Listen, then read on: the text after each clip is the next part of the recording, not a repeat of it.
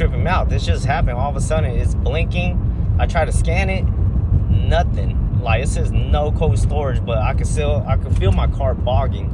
I'm still driving, so I'm still moving on the road, but dude, this is hella weird, man.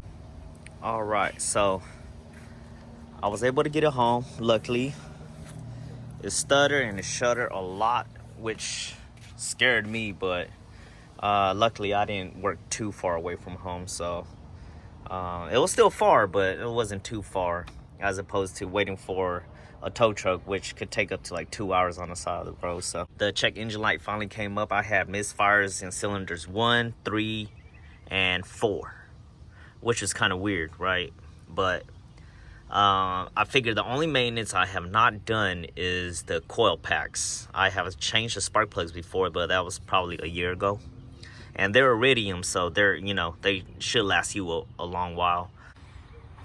Okay, so first thing first, what you want to do is go ahead and take off these 10 mil, these 4. So this is basically the plate that covers your coil packs and your spark plugs. And then once you get those out of the way, you should be able to have access to them. And we're also going to do a compression test just because we have everything, and I'll show you how to get that done too. 2 of the coil packs. As you can see, it's all held down with 10 millimeters. So my advice is take a long socket 10 mil, and you should be able to reach these. All right, so all you have to do is just unplug these, which they should. You just pop out. You gotta squeeze it and just pull it. Just like that. Kind of raise it up and just move it out of the way. There we go. And just like that, your coil pack should come straight up.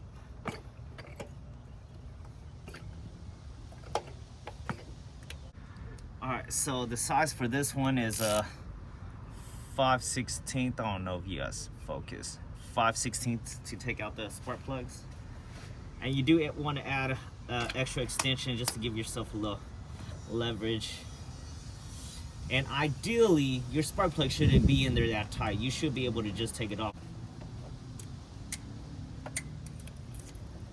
That's 1, 2, 3, and 4.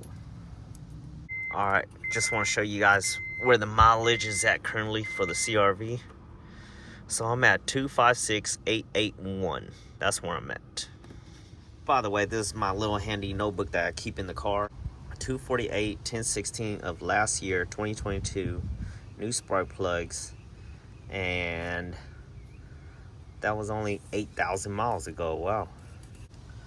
But also remember, one of the things I said I never replace on this car is the coil packs. So as you can see, these are the Denso ones, so which tells me that these are probably the original coil packs from the CRV from 2003. All right, and this is my Harbor Freight compression tester. But first things first, you want to disconnect the fuse. It's probably in here under your steering wheel, just in case you guys are wondering. And let's see here. All right, fuel pump right there. Number 17 is a 15 amp, but there are numbers listed on there. So you can see 17 is this blue one right here, 15. So we'll go ahead and pull out that one. It's like barely biting on, and plus I'm at a very weird angle, you guys. So 15 is out.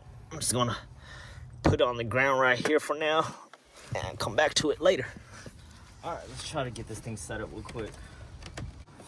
And this is really all it is. I don't really think it matters what order you go in, just because all these cylinders should hold their own individual compression. Pull this up and then push it down, and it should just bite on like that.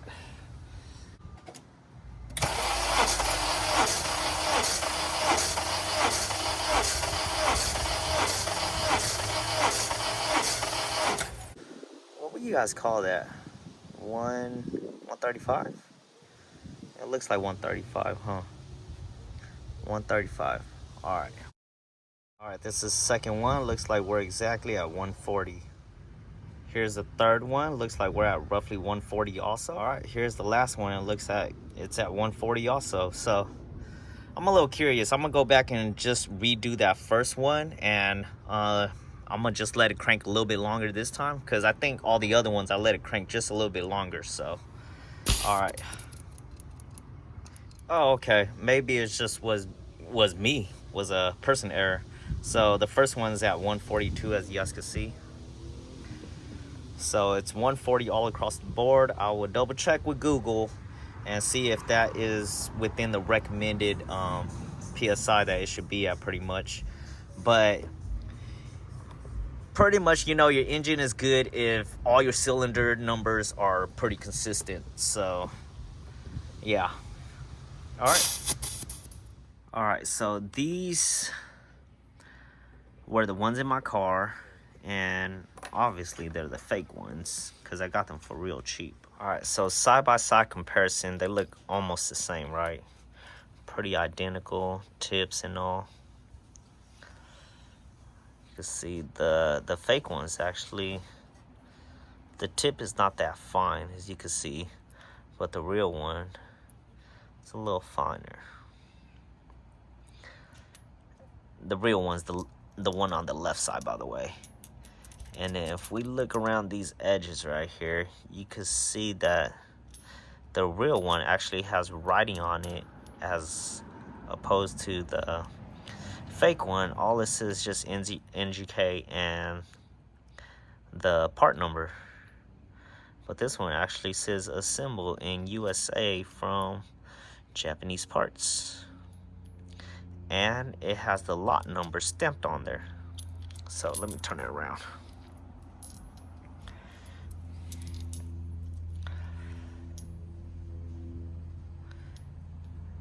And then all right, now we are going to go ahead and put the new spark plugs in. And usually for NGK spark plugs, you don't have to gap them because they already come pre-gap. So just going to toss it in there just like that. But what you want to do is just try to just drop it in there slowly as much as you can. Stick a finger in there and just as much as you can.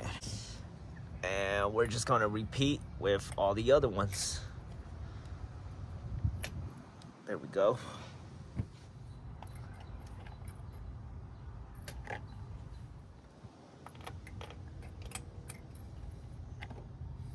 This, and then slowly work it by hand first, hand tying it. All right, so my method of tightening is go with the one hand method first, because you can only go so far with one hand, right? So it's tight right there. Move on to the next one. Remember, keep your hands on top like this, because you don't want to go back down here, because that gives you that little extra leverage. So we're going to go back. I'm going to place two hands on it and just give it a little snug turn, just like that. And that's really all you need. All right, don't forget to plug in your fuel pump that you guys took out. And then last but not least, put your coil packs back in. All right, I got my 4 new ones here, new coil packs, and we're just gonna stick them in. Those are the old one. I had to wait for these new ones to get here, so I figured I'd just stick them in there so nothing falls in there. But yeah, those are the old ones getting replaced with the new ones. Here we go.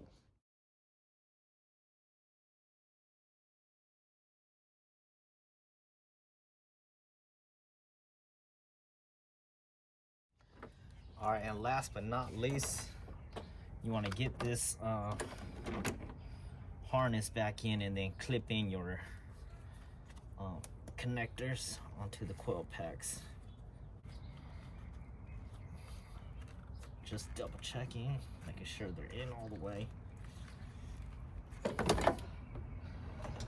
All right, then you got these little, I guess they're almost like dowel pins, but they just kind of center that. They just go over, and then you should be good to put your cover back on.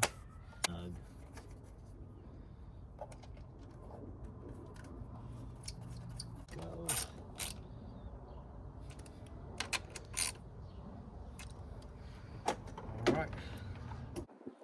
All right, here we go.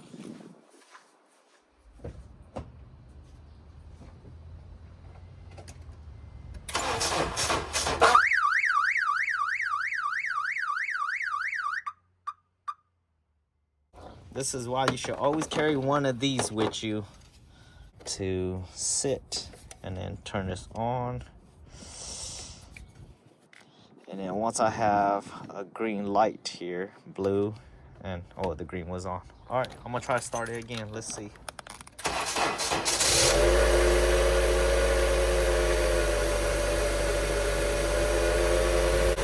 Perfect, nice. All right, go ahead and disconnect these. A little good Black Friday investment. I think I got it for like 40 bucks when it originally was like 60 or something. But get that out of the way, and yeah, before, every time I fire up the engine, it will misfire and it will start to stutter, and you can feel like the whole car just shaking, but it feels fine. And the RPM was jumping too in the when all that misfire was happening. And here, let me take it off the mount. Just look at that. And before, my voltage, it was not consistent. It was like 13.3, and it was kind of jumpy. It was like 13.3, 13.7, 14, and it would drop back down. And my check engine light right here, if you guys remember, it kept on flashing, but now it's smooth. I'm gonna rev it up one time, see how it ranges up. Oh, it's smooth. Before you rev it up, it was very clunky, or very rough, I should say. I had a hard time, but nice. And I think that fixed my issue. So new spark plugs, new coil packs. And just to get back on you guys with the compression, online it read that if you have anything over 135, as long as all your cylinders are over 135 psi, it's usually a good sign of a healthy motor. And this is not the this is the first gen K24, so this is the K24A1, which has the lower compression compared to the K24A2. So just in case for you enthusiasts out there, how come my compressions are a little low than what it should be? Remember, this engine has a lower compression than the newer engine. So yeah, success. We got the job done, you guys. All right, taking the car on its first drive since the new tune-up. And so far going 20 miles per hour. It's smooth.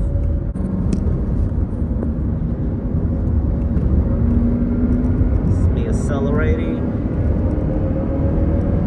It's about 50 miles per hour. Yeah, so far so good. We're smooth. It's going. We're golden. Oh man, I miss driving this car. On the next video, I want to give you guys an update, so stay tuned for that video. Other than that, you guys, thank you guys for watching. Don't forget to like, comment, subscribe, and share this video if you know anyone that this might be affecting. You know, it doesn't have to be the same model car or anything, but it'll definitely help me out and help the channel out a lot. So until next video, you guys, take care.